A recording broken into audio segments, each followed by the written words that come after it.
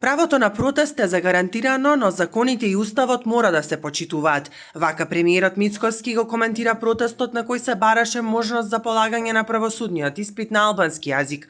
Мицкоски вели и дека нема ништо против правото на граѓаните да протестираат, но посочи дека за време на собирот биле нарушени законските и уставните одредби. Поддржувам протести секогаш, што е демократско право да се поддржат протести. И тука немам никаква дилема.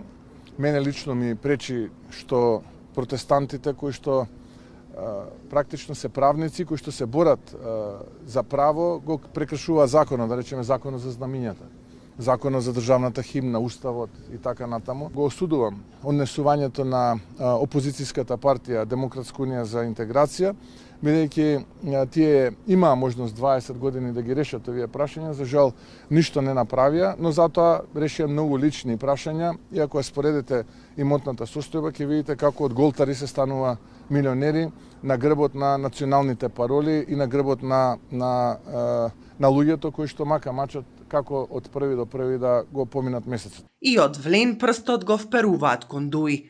На Дуи пропадна уште еден обид. Веќе ништо не им оди од рака. Пробаа со шатори, наводно за заштита на албанскиот јазик, а завршија со нон грата. Пробаа со писма до меѓународните представници и добија 0 одговори. Пробаа со политичка измама наречена референдум и изгубија со 10 општини во корист на влен.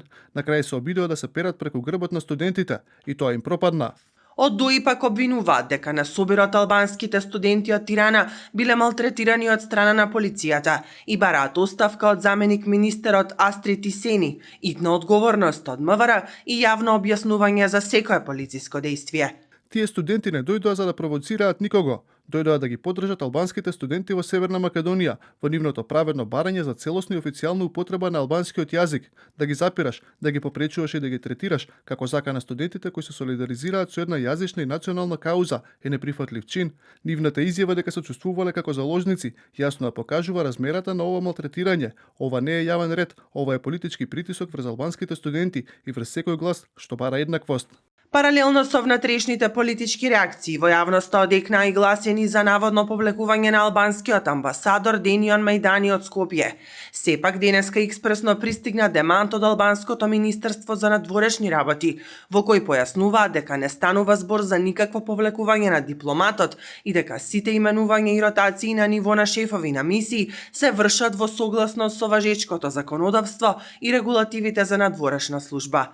Процесите додаваат оттаму се темелат на професионални анализи за најефикасно искористување на човечките ресурси, следејќи ги приоритетите на албанската надворешна политика.